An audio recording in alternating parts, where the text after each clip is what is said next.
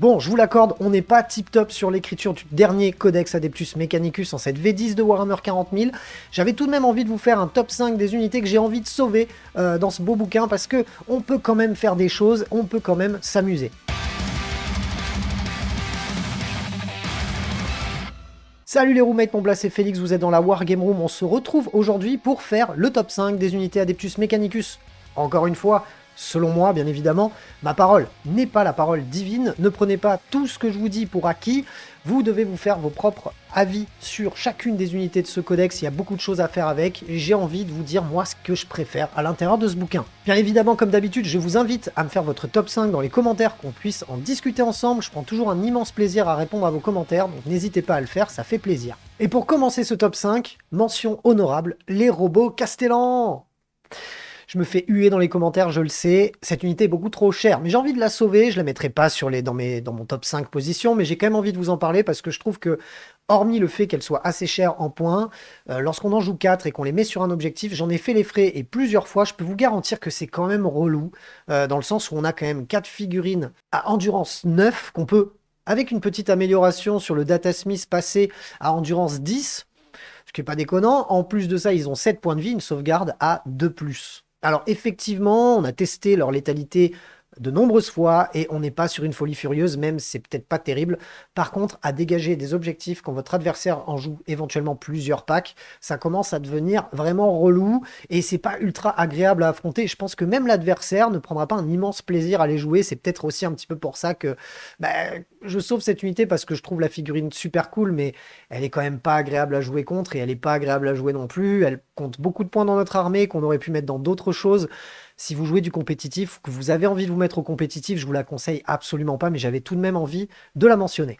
Allez, on attaque ce top 5 par les dragons sidoniens avec lance taser, que je trouve vraiment ultra intéressant. On est à 60 points par marcheur, on déplorera le fait que c'est une figurine qui coûte 50 €, donc ça fait un petit peu chier quand on voit le nombre qu'on peut mettre dans son armée. On est sur une figurine qui bouge de 10, qui a la possibilité d'advance et de charge, donc ça c'est plutôt cool, avec une endurance de 7 pour 7 points de vie, avec une sauvegarde à 3+, avec la possibilité de faire 4 attaques de force 7, pénétration d'armure -2 pour 2 dégâts. En plus de ça, cette unité a le mot-clé, donc sur cette arme, Sustained 2, qui va vous permettre de faire 2 attaques supplémentaires à chaque fois que vous ferez un 6 à la touche, ainsi que le mot-clé lance, qui va vous permettre de gagner un +1 à la blessure lors du tour où vous aurez chargé. Et pour terminer, un peu plus anecdotique, la capacité anti-marcheur de plus. Bon, il n'y a pas 26 000 marcheurs dans Warhammer 40 000, mais fallait bien le mentionner. Le petit défaut de cette unité, c'est que c'est une unité de corps à corps et que malheureusement elle va toucher que sur du 4+. Mais mine de rien, on est sur des figurines qui quand même ont un petit peu de capacité de tanking, qui vont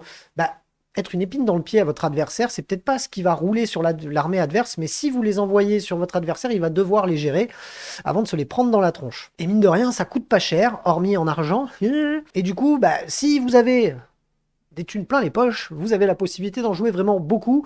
Ça peut vraiment devenir super relou pour votre adversaire. J'aime beaucoup en plus la dégaine de cette unité, donc si j'avais la possibilité d'en rajouter dans l'armée admec du studio, je le ferais parce que je trouve l'unité très intéressante. Petit malus sur le fait qu'on est sur un véhicule qui ne traverse pas les murs, donc pas évident à projeter pour le corps à corps, mais je voulais quand même vous en parler. En 4e position, je vais mettre les Skitarii Rangers, ou éventuellement leurs petits copains, les Skitarii Vanguard. Les Rangers vont avoir un mouvement de scout de 6, c'est une unité de ligne, donc qui va avoir un bon objectif contrôle, et en plus de ça, la capacité, lorsque vous quittez un objectif, qu'il reste sous votre contrôle. Donc on a tous les combos, en plus de ça, ça coûte pas cher en points, on est sur, il me semble, 80 points l'unité. Tous ces combos-là rentrent très bien ensemble. On va en jouer parce qu'en fait, on a besoin de contrôler les objectifs. On a quand même quelques armes de tir à l'intérieur. On peut faire le mode salade tomate-oignon avec la coulevrine à plasma, l'électrofusil qui est anti-véhicule, ou encore la grosse arquebuse qui fait du tir de précision. Pourquoi pas, c'est gratos, autant les mettre. Mais ce pourquoi on a envie de les jouer, c'est pour contrôler les objectifs, éventuellement pouvoir se barrer de ces derniers et qu'ils restent sous notre contrôle. Et en plus de ça, le fait de pouvoir se projeter avant le début de la bataille à 6 pas, c'est pas négligeable du tout, surtout pour un coût en points aussi peu élevé. On déplorera là aussi le fait d'avoir envie d'en jouer par des centaines, mais que, mine de rien, à chaque fois, il faut acheter une boîte de 10 figurines, ça commence à coûter bonbon. Et pour ce qui est de leurs copains Vanguard, je les trouve un petit peu moins intéressants parce qu'il me semble qu'ils sont 10 points plus chers. Enfin, dans tous les cas, ils sont moins intéressants parce qu'ils n'ont pas cette capacité à garder les objectifs, même s'ils se barrent de ces derniers.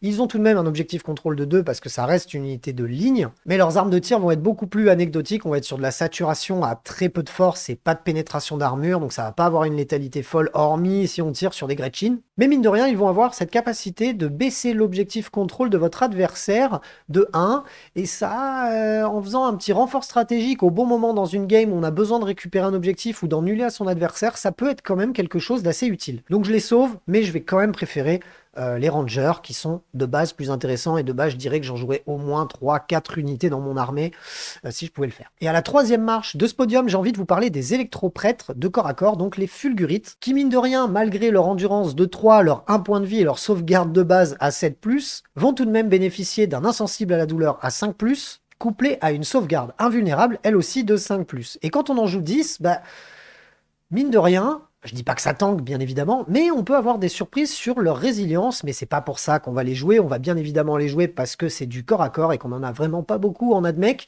Et moi, comme vous le savez, j'aime beaucoup le corps à corps, donc forcément, je suis obligé de sauver cette unité. Bien évidemment, c'est pas l'unité la plus forte du codex, mais il faut prendre en considération le fait que ça coûte quand même très peu cher et que ça peut avoir tout de même un impact. On va être sur 60 points les 5, éventuellement 120, et si on rajoute le petit transport, on va être à une petite combo qui avoine les 200 points.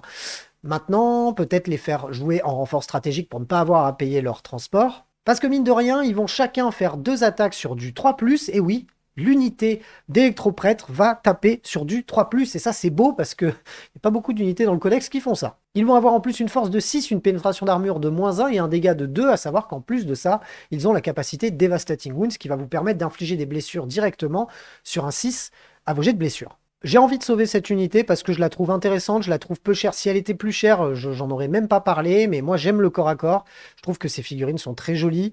J'ai envie de les sortir sur le champ de bataille, donc je voulais vous en parler. C'est pas encore une fois les unités les plus fortes du codex, mais vous allez voir que malheureusement, il y en a pas 12 000. Et on va d'ailleurs en parler de suite. On va enchaîner avec les ferro-échassiers Ballistari que je mets sur la deuxième place du podium.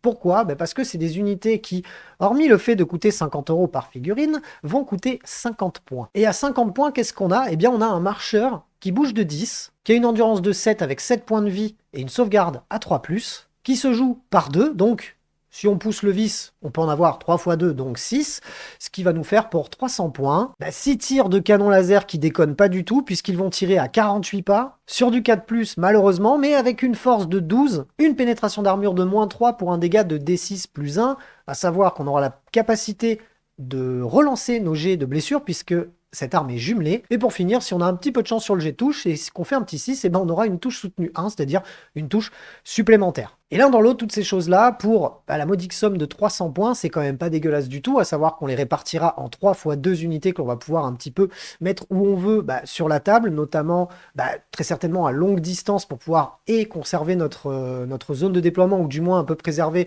nos unités en backline, et en plus de ça, faire des tirs qui sont pas déconnants du tout, surtout pour leur prix. Forcément, si ça coûtait plus cher, un tir de canon laser, c'est pas fou. Mais mine de rien, 50 points, le tir de canon laser sur un châssis d'endurance 7 avec 7 points de vie, c'est pas dégueulasse, et moi je trouve ça très très bon, et en plus sur un objectif, on a 6 figurines, ça veut dire un objectif contrôle de 12, il faut les déloger, si on les joue tout à côté, c'est pas déconnant du tout. Ce que je reprocherais encore une fois, et c'est un reproche global à l'armée AdMech, c'est que c'est une armée qui est assez chère à jouer, pas en points, mais en dollars. C'est bien ça le problème. C'est que c'est une armée où on va devoir y laisser un rein si on veut la jouer de manière optimisée en tout cas. Il est temps de passer à la crème de la crème puisqu'on arrive sur la première marche du podium.